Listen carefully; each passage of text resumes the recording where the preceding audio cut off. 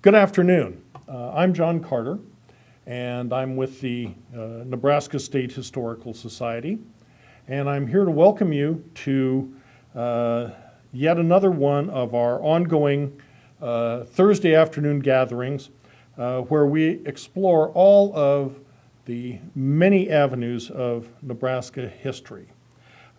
Today we're in the second of our programs that are part of the work that we're doing in a project we call We the People, where we look at Nebraska and its role in defining civil liberties and civil rights.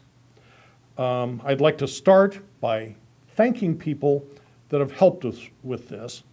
Those of you who are watching this on television, and you know who you are, say a special thank you to the Nebraska State Historical Society Foundation, because they bring us the wherewithal so that we can record these things and put them on a very important public service that were given by the City of Lincoln, 5 City Television.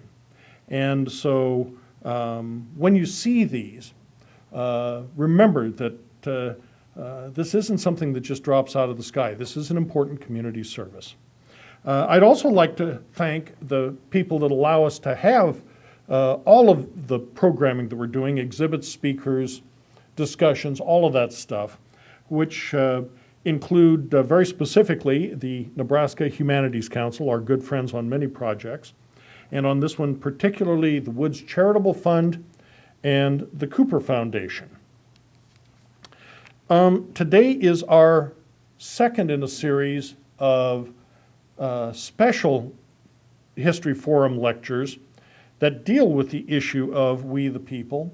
And here we deal with the Fourth Estate and what it has to do with the African American history, particularly in Omaha. Our speaker is Amy Forss. Dr. Forss teaches at Metro Community College up in Omaha, and I hope her students understand what a treasure they have in her. And I've got to tell you, okay, when I thought about doing this, I really thought I ought to start with a spoiler alert, because I really wanted to tell you about all the things that I read in this wonderful article she did about Mildred Brown and the Deporis Club in the issue of Nebraska History that we recently published that specialized on African American history. Okay, it took all the willpower that I was able to muster, and so I'm not going to do it. What I'm going to tell you is that the story she's going to tell amazed me when I first learned of it, and I learned of it from her. I mean, I knew who Mildred Brown was. I just didn't know who Mildred Brown was. And so we are very, very fortunate today to have with us Dr. Amy Forss to tell us about Mildred Brown and the city of Omaha. Amy, thank you so much for joining us.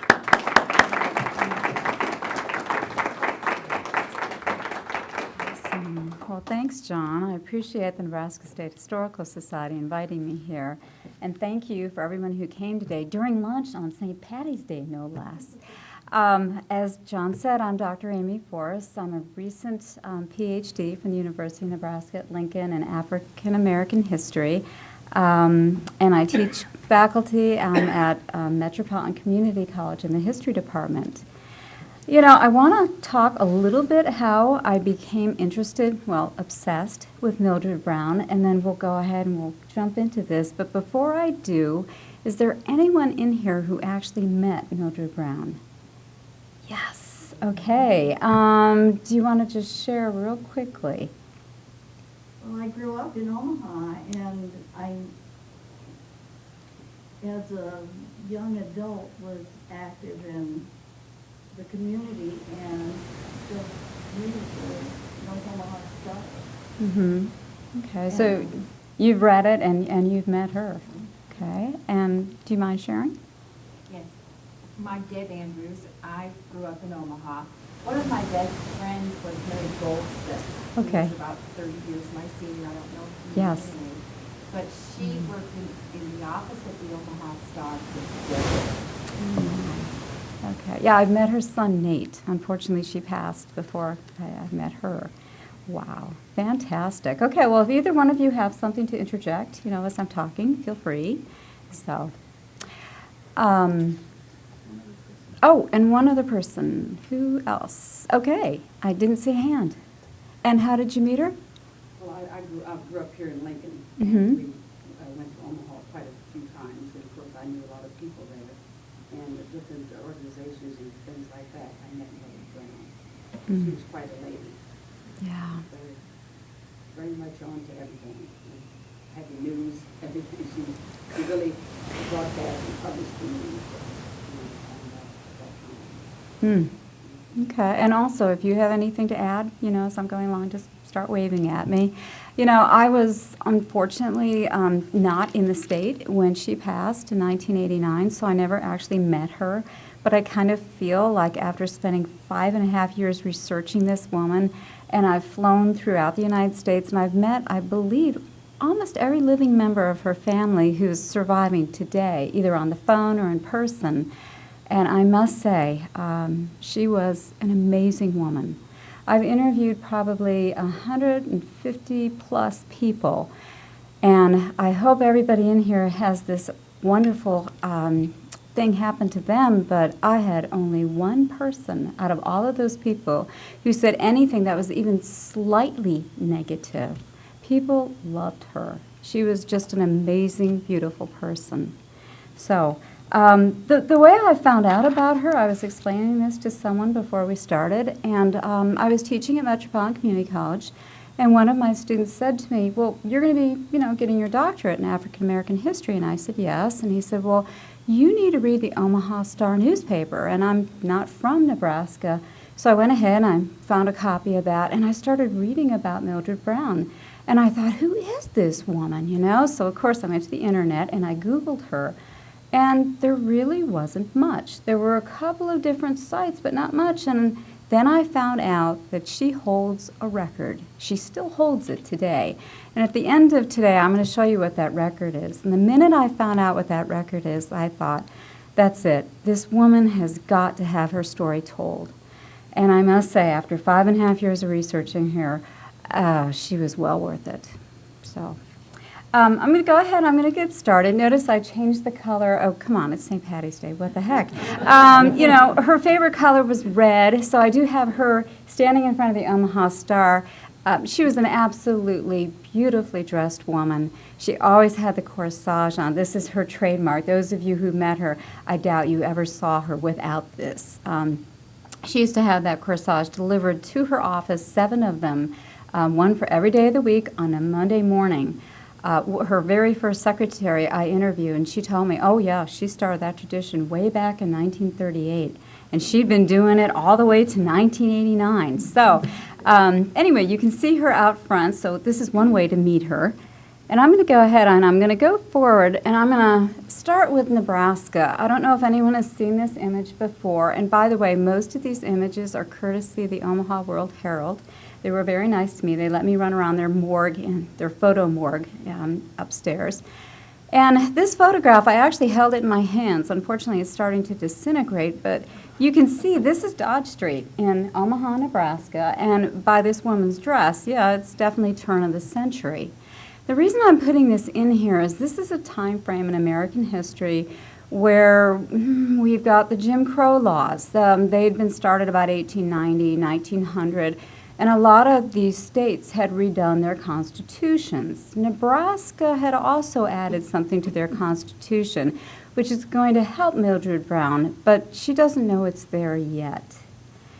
I'm going to go forward a little bit, and we're going to pop up to 1919, which unfortunately is not a proud moment in Omaha history. How many of you already know about this particular incident? Okay. I'm not going to belabor the point, but I do want to talk about it because it's really important to what Mildred Brown was able to achieve during her lifetime when you consider that this happened in 1919 in Omaha, Nebraska. Basically, the background to this particular incident was that on September 28, 1919, we had a riot down at the courthouse in Omaha. This was a fairly new building, about $2.5 million worth, and it's going to be trashed by a huge mob. This man, William Brown, was a meatpacker worker. He was black. He was accused by a woman named Agnes Lobeck of molesting and raping her. The accusation was completely false. The reason I know that is because her great niece actually has contacted me, and we've gone through some records because their family feels very badly about what happened to Will Brown, and they wanted to apologize. William Brown, unfortunately, never went to trial. This mob is going to break into the courthouse, and he will be dragged out of it. And then he is going to be taken by the crowd to across the street to 18th and Harney, and he's going to be lynched from a telephone pole. Then the crowd, who many of them had firearms, they're going to shoot about 1,000 bullets into his body. And then after that, they're going to take him down, and they're going to sell pieces of the rope for 10 cents the next day, and then drag the body behind a truck all the way through Omaha. Today, his remains are at Potter's Field. I've been out there. I've got a picture I'm going to show you here in a minute. I apologize for this next image. If it bothers anyone, please look away. This was given to me by the Omaha World Herald. I actually have held this negative in my hand. I know this is a horrific image to look at. This crowd, obviously you can see the faces. There were about 100 people who were taken in for questioning. No one was arrested for this crime, even though you can clearly see the images and the faces of people. Again, he is buried in Potter's Field today. A few years ago, a gentleman traveling through Omaha heard about this story, and he paid for a tombstone to be put up in Potter's Field for Will Brown. My point in telling you about this is at the time that this was going on, this building right here, this is Miles Memorial High School / College in in Birmingham, Alabama. And Mildred Brown was a student at the time. She was 14 years of age. And, you know, she knew nothing about this incident. However, and sorry, it's kind of not the best picture. I took these when I was down there. Today it's known as Miles College. She knew nothing about this incident in particular in Omaha, but of course she knew about lynching. This unfortunately was a widespread epidemic in the United States, especially after World War I in 1919. To keep in mind what's so important here is she will graduate. She will have a teaching certificate from Miles Memorial College, and then she will go on to meet her husband, Dr. Shirley Gilbert, and marry. And then the two of them are going to take place in part of what's called the Great Migration. This is a movement of black Southerners moving to the Northwest, to the Midwest, to the West, and they will be relocating. And she and her husband, they're first going to move to Chicago, and then they move to Des Moines, and then they move to Sioux City. We know eventually they're going to end up in Omaha. I'm going to stop for just 2 seconds here in Sioux City. That's a picture of her husband. He's a doctor, which is a huge accomplishment because in the he graduated from Howard University in 1928, and there was maybe a fraction of 1% of African American men who actually had a doctorate in the United States. The two of them end up in Sioux City, and in particular, this building is going to be very important for them. They're going to join the congregation of Malone AME, which is African Methodist Episcopalian Church. And while they are there, a couple things are going to happen for them. Number one, they're going to be very involved with the community, and they're going to create what's known as the Booker T. Washington Club, which basically is going to be helping black community members in Sioux City. The other thing that's probably much more important to my story is that their pastor, his name was David Harris, is going to approach them and ask them two things. The first one is he's going to ask them, would you be interested in creating a newspaper for the black community, because we don't have one in Sioux City. And Mildred Brown and her husband are going to go ahead and create something called the Silent Messenger. It's not a newspaper per se, it's like a news sheet. It's kind of like a front and back, long sheet. It's going to be there in the congregation pretty much for their members for about 2 years. It's during the Great Depression, and so therefore a lot of people are not able to afford, I think it was a penny or two. Unfortunately, there are no copies of this left. I've scoured Nebraska and Iowa, and I can't find any. But what was important is that this is how they are going to be started in the newspaper business. The other piece, I guess more a question that the Pastor Harris is going to put to this couple is something that he needs help with. Pastor Harris is a traveling minister, and Mildred Brown can definitely be sympathetic and empathize with him because her father was a traveling minister. And he has a daughter who has a heart problem, and his wife had recently passed. And he asked Mildred Brown if she will unofficially become this girl's mom, if she will informally adopt her, because he knows he's going to be moved to another congregation. Mildred Brown and her husband decide to go ahead and informally adopt Ruth Harris. The other thing I wanted to put on here is a little bit of information on the Gilbert Pharmacy. Dr. Gilbert, this is how he is making his living, is going to be having the only pharmacy, and that's actually a picture of the building today. I took this when I was up in Sioux City. He has the only pharmacy run by a black pharmacist in Sioux City. Today, you can just barely see it. I love this advertisement. Where is the arrow? Oh, well, it's not, I don't know. It's not going to work for me. There it is. Okay. You can just see it says Coca-Cola and 5 cents. And the gentleman who owns this is a bar today. I know, go figure. And I walked in there and I said, do you know what that is on the side of your building? He says, no, but you know what? I've always wondered what that's been doing there. And I said, well, you used to have a pharmacist here. I said, oh, okay. And the Mildred Brown and her husband used to live upstairs, and they'd have the Booker T. Washington Club meet up here. Unfortunately for Dr. Brown and Miss Brown, or Dr. Gilbert and Mrs. Brown, the business is not going to do too well. Again, it's during the Depression.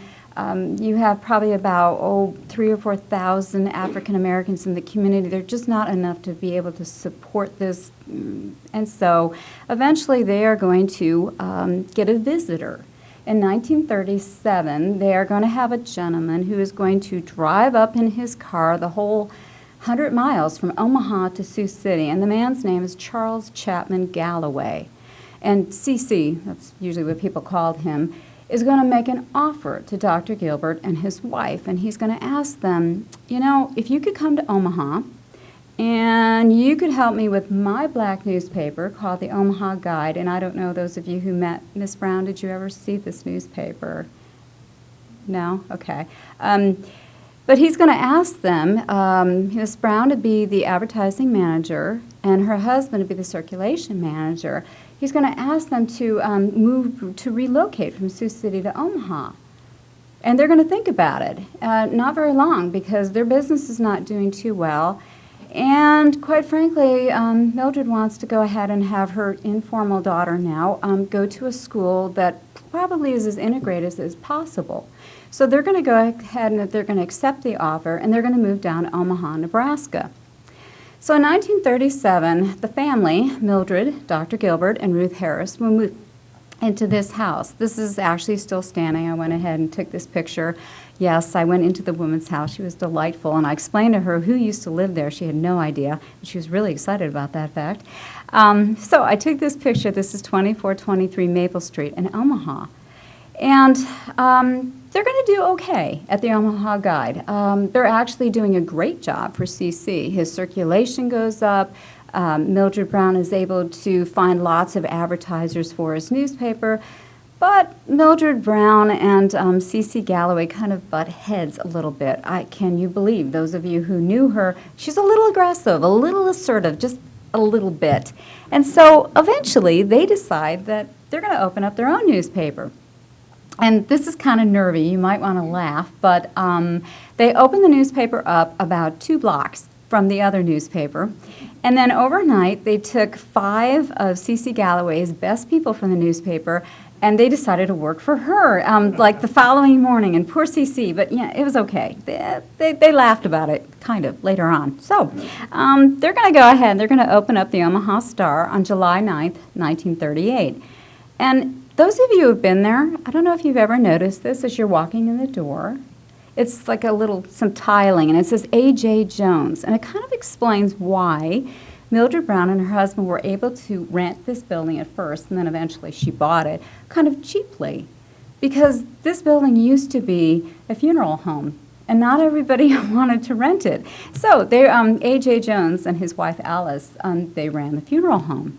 So on July 9th, they're going to open up this newspaper, and they had a whopping $2 to do it, and Mildred later on, I've read plenty of her interviews, said, I couldn't believe we did this, but what the heck?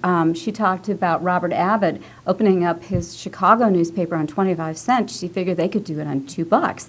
So the first thing they're going to do, and this is so clever, is they go ahead and win the trust of a lot of the people in the neighborhood. They're basically immigrants from Alabama, and they're moving through Chicago and Des Moines and Sioux City, and then they settle in Omaha. And the people start meeting them, and they trust them. And Mildred Brown is very chatty. Again, those of you who have met her probably already knew that. But she's just a real people person. And so she meets these young boys and girls' parents, and she says, here it is during the Depression. How about you have your child work for me, and I'll make sure they're fine, and they deliver newspapers. It's a lot cheaper for her than going through the mail. And then she goes ahead and she encourages, and yes, her husband wrote this poem. It's kind of cute. He wrote this poem in one of the first editions and said, you have any news? We want to know. We want to hear all the gossip. Talk to us. This is a, neighborhood newspaper. And the Omaha Guide, it was a good newspaper, but it's a Republican political newspaper. And Miss Brown is kind of an anomaly. She's already switched to Franklin Delano Roosevelt's party. She's very proud of being a Democrat. And she says, but I want to know what's going on in the community. So she becomes this matriarch right at the beginning. She starts mothering the community. And inside, I wanted to show you this too. These are the young boys and girls. This is like the first week. This is not Mildred Brown here on the edge. This is someone who was working for her. The inside is actually her apartment in the back office. She lived here, I guess, to cut costs. She and her husband, it was a rented house they were living in on Maple Street, and then they moved into the back of the Omaha Star, and she will live there the rest of her life. This is 24th and Lake. I know that's hard to believe. I love the car on the side there. It looks like one of those PT Cruisers today, yeah, and you can just see it there. This is 24th and Lake Street, 1943, and it is quite the neighborhood. Pretty much on the southern section, we have the African-American community, and on the northern section, we have a very large European, Jewish, German community. And they're going to do extremely well here with their newspaper. The only bad thing is that their marriage didn't do so well. In 1943, after 16 years of marriage, Dr. Gilbert and Miss Brown are going to divorce. And here's a surprise. You would have thought that her husband, who was kind of more the newspaper man, and she'd been selling ads most of this time, and the newspaper up until 1943 really didn't have much of her voice in it. I've actually read all of the Omaha Star from 1938 to 1989. It took me forever on microfilm. But she didn't really have much of a voice in it. And then she decided that she wanted to divorce him. He'd met someone else, and he wanted children. Miss Brown never actually had any biological children, and he really wanted to have a few children. And so she pretty much gave him her blessing and said, go ahead, marry this other person, but I'm keeping the newspaper, and you're leaving. So he's going to move.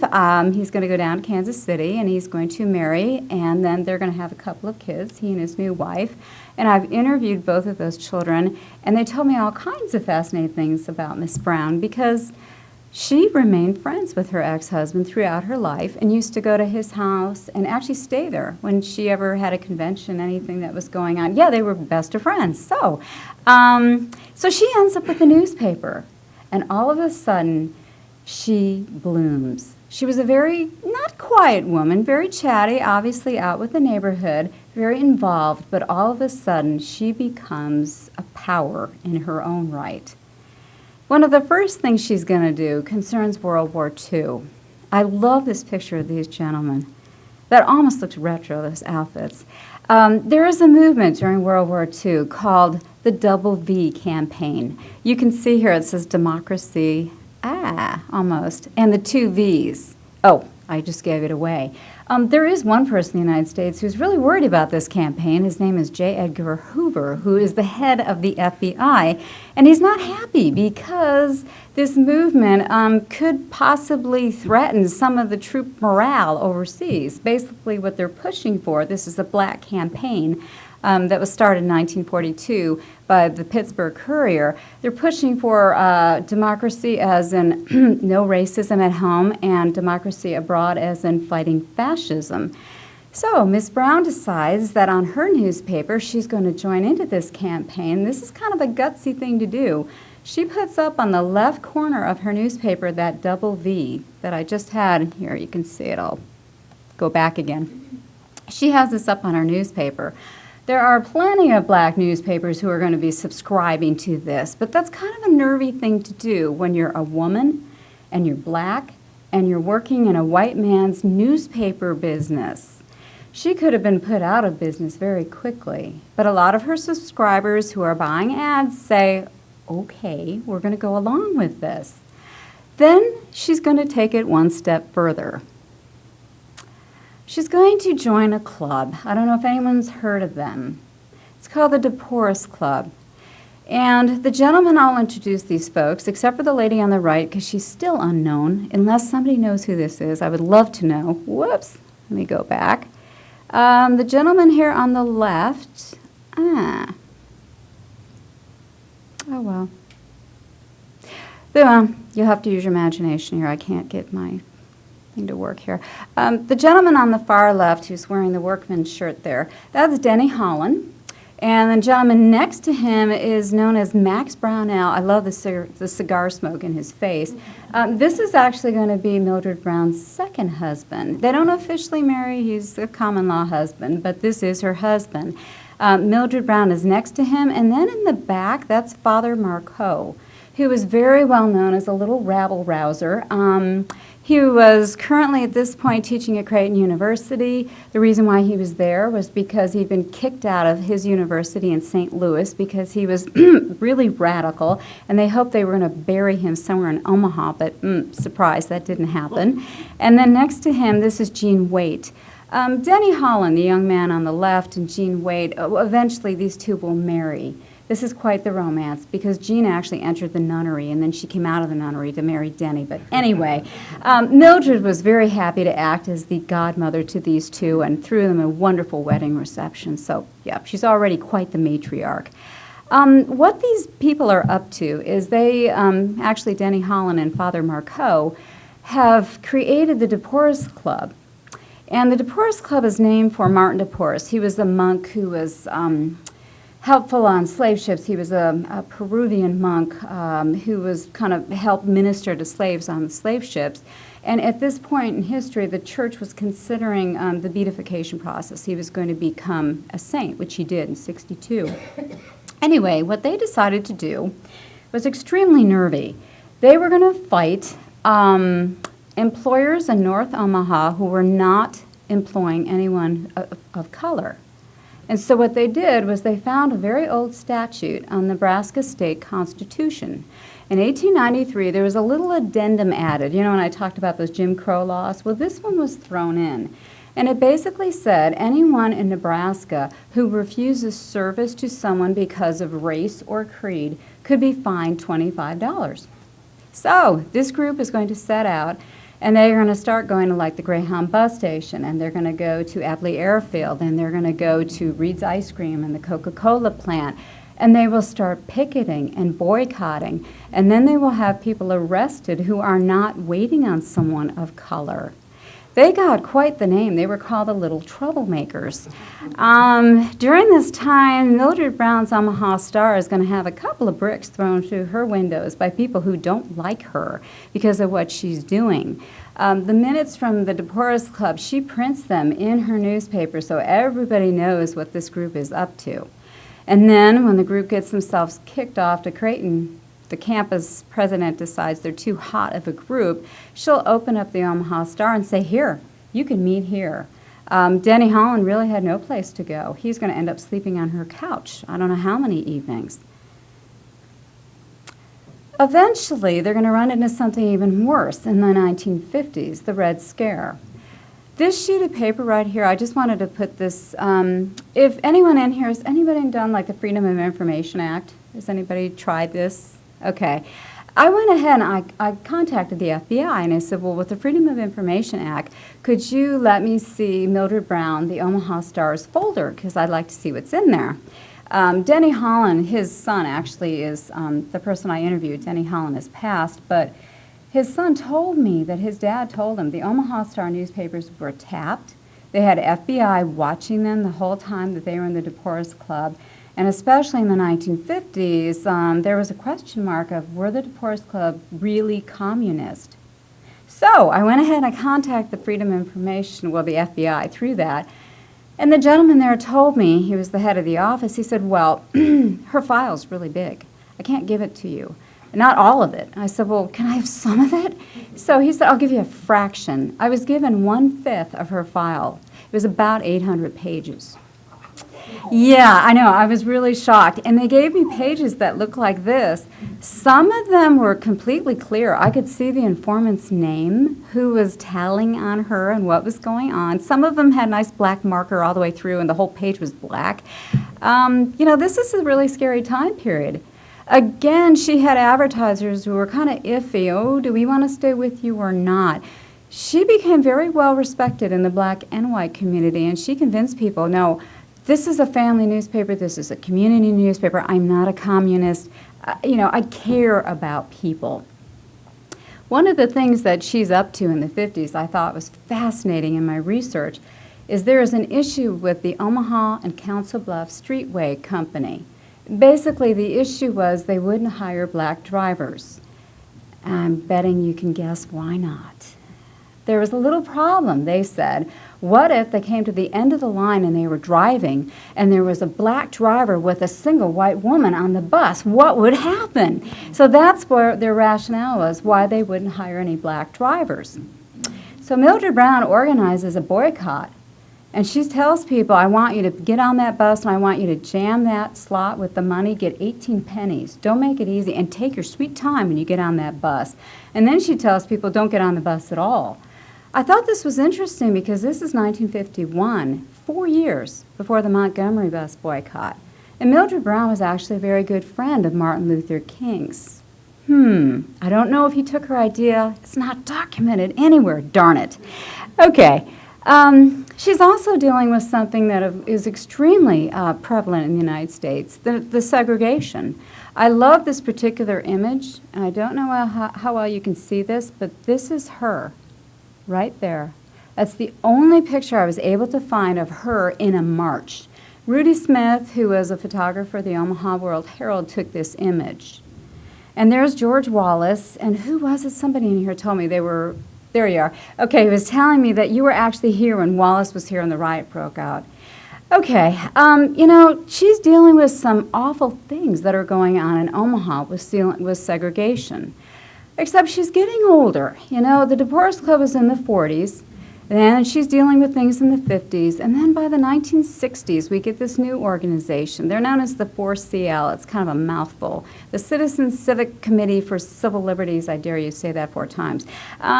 Basically, what's happening here is this is being run by 2 black preachers, Kelsey Jones and Rudolph McNair. And Mildred Brown elects to be a member. She's part of a group who they do sit-ins, like at S.S. Kresge's, the Luncheon Counter, kind of like the Woolworths gentlemen. And they're going to do things like have picketing, and I love this. This is from an article that she put in her newspaper. This is the caption. Forss CL vows to continue drive until hell freezes over.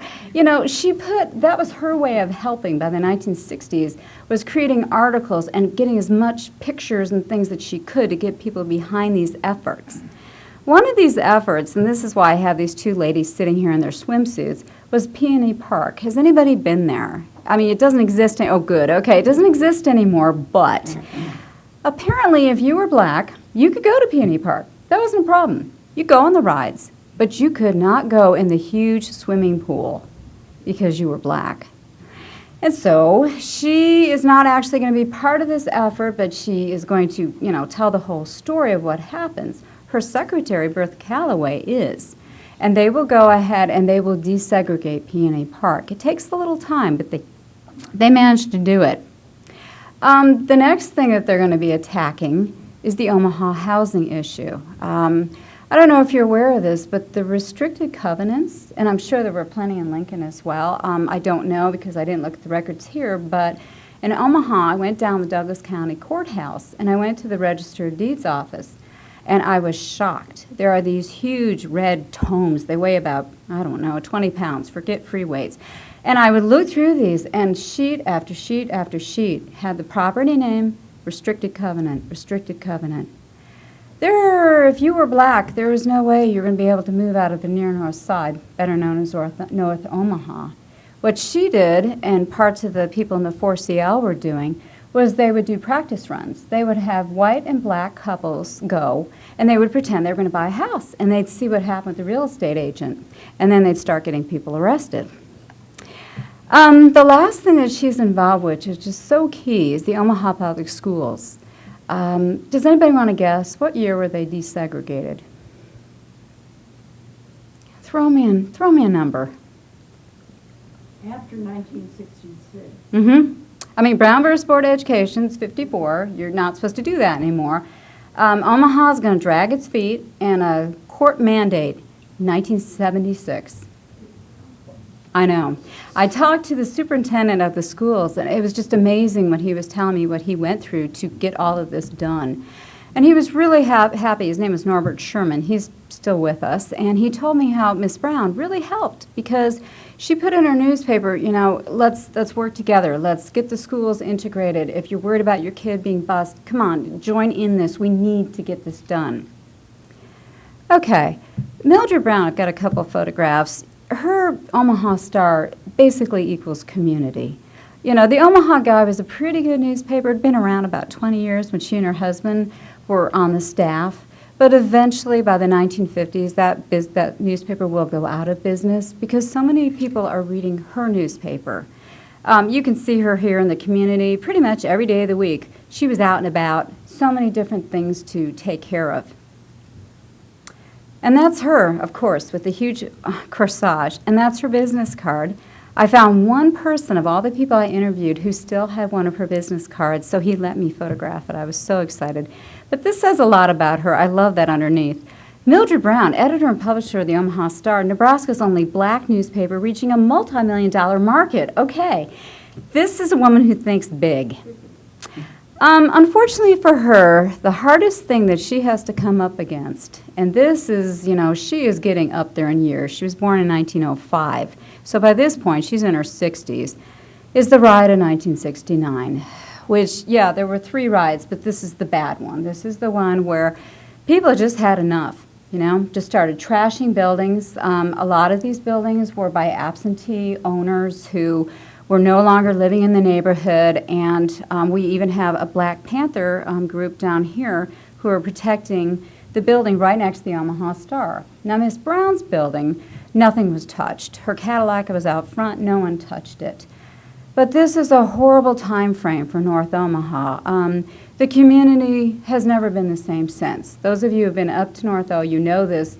It's slowly coming back to life, but yeah, this was a horrendous time. And the thing for Mildred Brown was it was so hard for her because her business is right in the heart of the black community.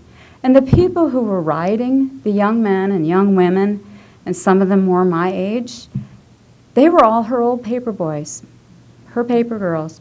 She ran out into the street. I have an eyewitness who I can't tell you his name because he was one of the riders. He told me, he said, you know, she tried to reason with us. She tried to talk to us and said, what are you doing? You're burning our community. I know you're mad, but you need to fix it some other way. You know, Omaha is in a financial crisis here. Those packing houses, which brought a lot of the immigrants during the Great Migration to Omaha, like the stockyards, like Armour and Swift, they're all closing down. You know, it's deindustrialization. Jobs are slipping away. Unemployment is very high. And you can't get out of the neighborhood because there's still that issue with the covenants. They're gone, but people are still, there's still redlining happening, that they're not able to get out of the neighborhood. There's also the issue of urban renewal. All over the United States, there are interstates that are going in. And unfortunately, the cheapest land makes sense, but the cheapest land is going through the black communities. It happened in North Omaha. HDR, big company, is actually going to bring in James Suttle, who is now the mayor of Omaha, and he is going to be the one who designs this interstate to go through the black neighborhood, cutting them in half. And this is a huge crisis. Miss Brown, at the very end of her life, this is June 1st, 1984, is going to be honored by the Omaha World Herald, who are actually her competition, but this is a white paper. They will honor her at the Red Lion, and she's standing here with Mayor Mike Boyle. And he's going to give her the key to the city. And it was an amazing evening. The start of my dissertation actually begins with this evening, and maybe you can close your eyes and picture this. She's at the Red Line. There's about 450 people, black and white, that have come to honor her. And she's got this beautiful outfit on. She had her own dressmaker, so she always had a great outfit everywhere she went. And she walks out on the stage, and she's real slow because she's getting up there here. She's almost 80 now. And she comes all the way out to the stage, and she gets real close to the mic, and she looks out at everybody, and she says, "Am I dreaming? You're all here to honor me. Thank you." She was just an amazing woman, and she realized the effect that she had. The last thing I want to talk about, because I don't want to dwell on her death, she dies, the consummate newspaper editor. She dies about 2, 3 in the morning on November 2nd, 1989, right after she put the newspaper to bed. The woman never missed an issue. I can't believe she did that. I was like so impressed with her. I was like, wow, who does that? This is her grave. It's at Forest Lawn. It's just a simple marker, nothing big, nothing major out there. Just says her name. It doesn't say her birthday because she was very concerned about giving out her birthday. So nobody knew how old she was. Her own doctor didn't know how old she was until I told him during this. But anyway, so what's her legacies? What has she left? What's still going? Well, remember that record I talked about? The Omaha Star, and this right there in that picture, this is Margarita Washington. This is her niece, who is now running it. And this is her niece sitting in her office. These are just a couple of the 150 awards that Mildred Brown accrued during her lifetime. It's still in business. It's been going for 72 years. Okay, so what's the record? There it is. Wow. When I found that out, I said, oh my gosh, I have got to write my dissertation on this woman. I was so impressed.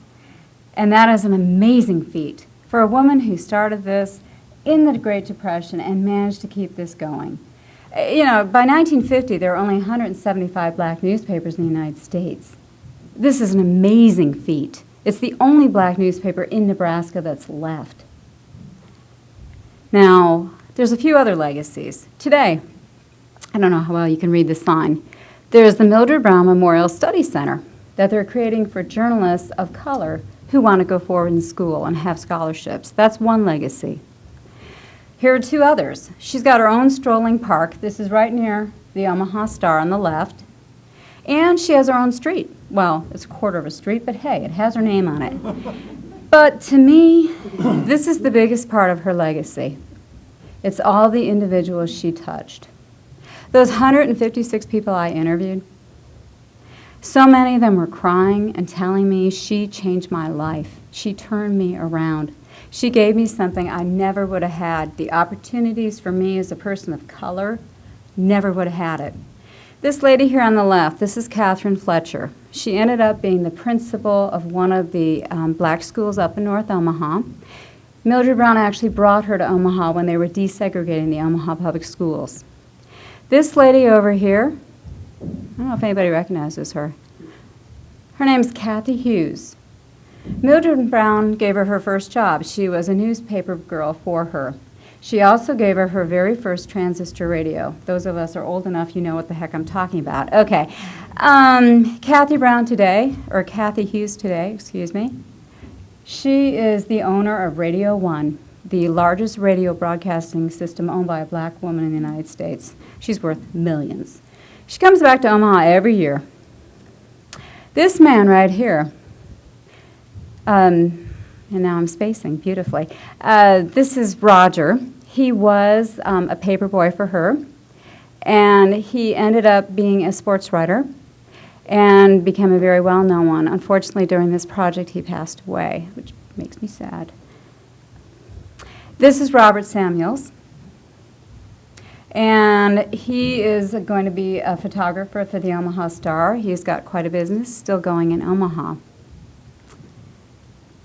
And that right there, that's Ernest Carter. He was one of the many paper boys and girls I interviewed who all said wonderful things about her and said how, you know, they were so happy that, you know, she gave them jobs. I had one man, he's now a pastor, and he said, you know, she was putting food on our table. My dad didn't have a decent job, you know, and I was supplying food for us. She knew that.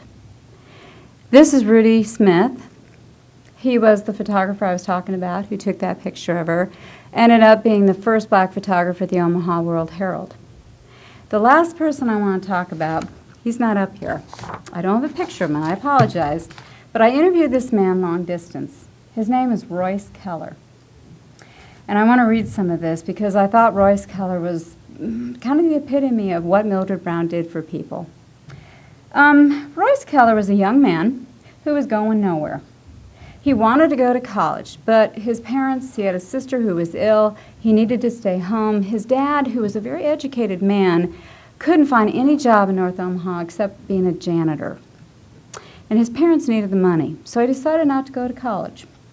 So one day he was working at the gas station, which was right across the street from the Omaha Star, and Miss Brown got in her Cadillac, I kid you not, and drove the thing across the street because she wanted a wash. Yeah, and Royce Keller was standing there, and this is a quote from him. He was greasy, sweaty, and pumping gas and wiping windows.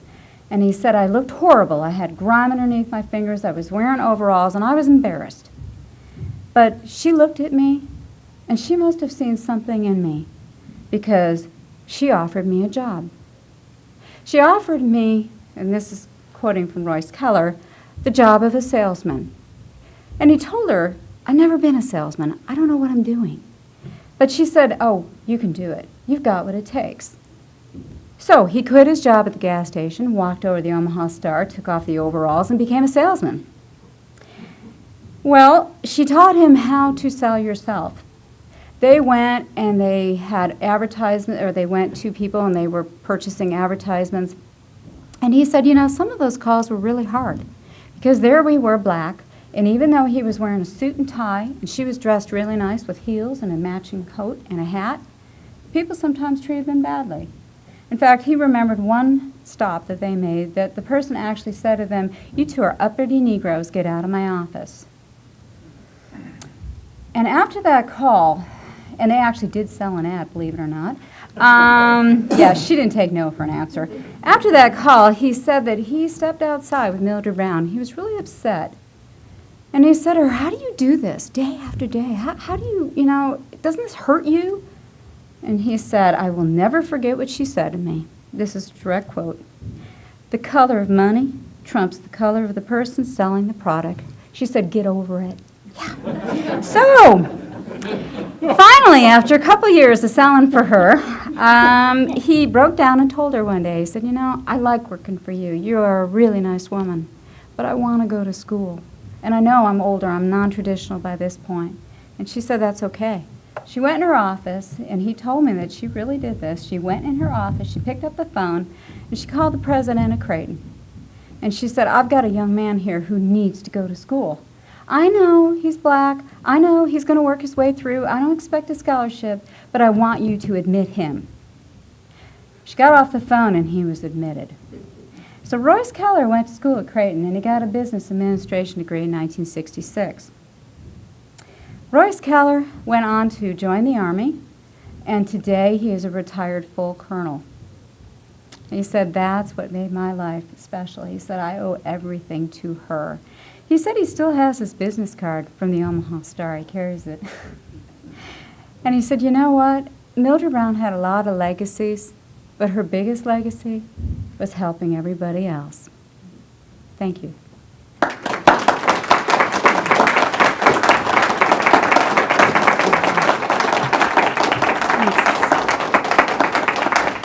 You guys have been so patient. Did anybody have any questions?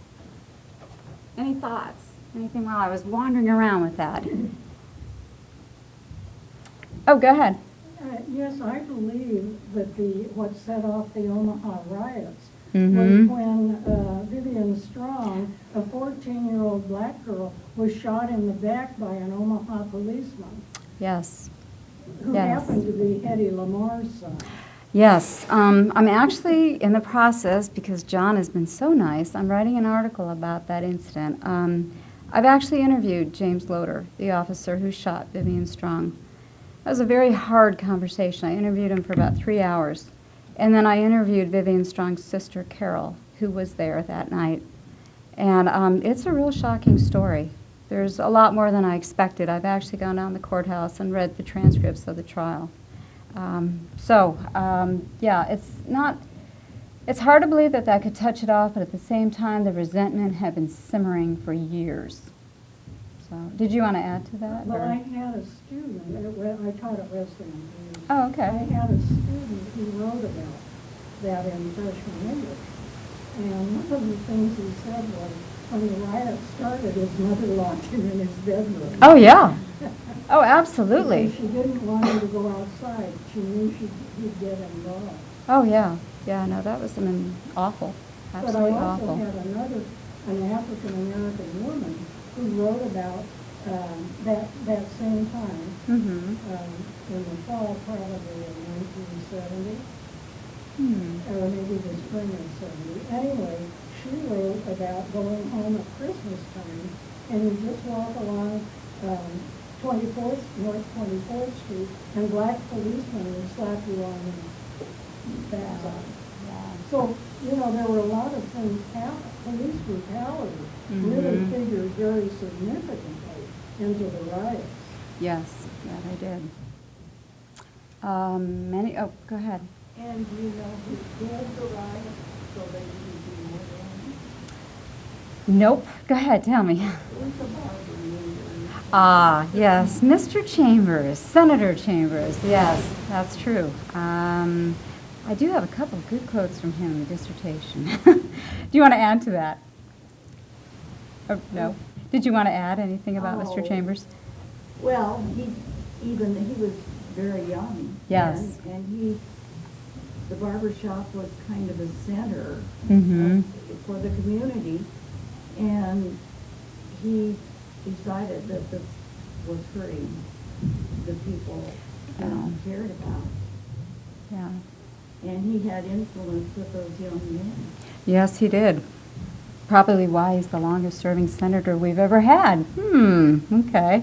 Thank you. What happened to Ruth Harris? Oh, good question. Ruth actually ended up quite well. She married an amazing man named Marvin Kellogg. And I was lucky enough to interview him quite a bit, and his sons.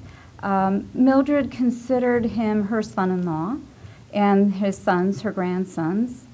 Ruth lived till about 8 months before that photograph of Mildred Brown with the key to the city. She unfortunately didn't live that long. Her heart condition, she died. But her grandsons are still alive and well. Marvin Sr. unfortunately passed about a year ago. So. I'm interested if you have any theories about why the Omaha Star is as long-running as it is. I've got a couple theories. Number one, she made it about the community. It really was a community paper. She did not have a political agenda going. She had a I care for us and we need to survive community agenda going. The other thing I think is she was a woman. I think if she'd been a man, she wouldn't have gone away with some of the shenanigans she pulled. I didn't say it because I didn't have time, but when she'd go on an advertising call, I kid you not, she would sit down, and she always wore a skirt. She never wore pants, slacks to an interview, you know. She'd pull it up just a little bit over the knee. Oh, yeah, she was a little flirt. But, you know, the thing is those men, they knew she was savvy, she was bright, and they let her in. That's how she sold all that advertisement, because she just ripped away that mask of stereotyping and said, hey, I'm a businesswoman, let's deal. So, yeah. Go ahead. Oh, okay. Anyone else? Didn't she inherit money from her parents, and so that's one of the reasons she was able to do some of the things she did, because she had inherited the money. The first chapter of my dissertation, and I didn't get into this today, but you're right, and few people know that. What happened was her grandfathers on her mother and her father's side were white plantation owners. And basically, when one of her grandfathers passed, in his will, he said he wanted all of his belongings, his inheritance, to go to his sons, his black sons. There was a huge court case in Alabama. It is the only one on record that I could find. The sons won. They did get the money. So her parents, they were able to go to college because of that, you're right. And the land she had was recently sold by her niece, so she kept that for a long time. So good, I'm surprised. Not too many people know that fact, so yeah. Anybody else? Okay, well, you guys have been awesome. And it's St. Patty's Day, no less. Okay, well, thank you. I appreciate it.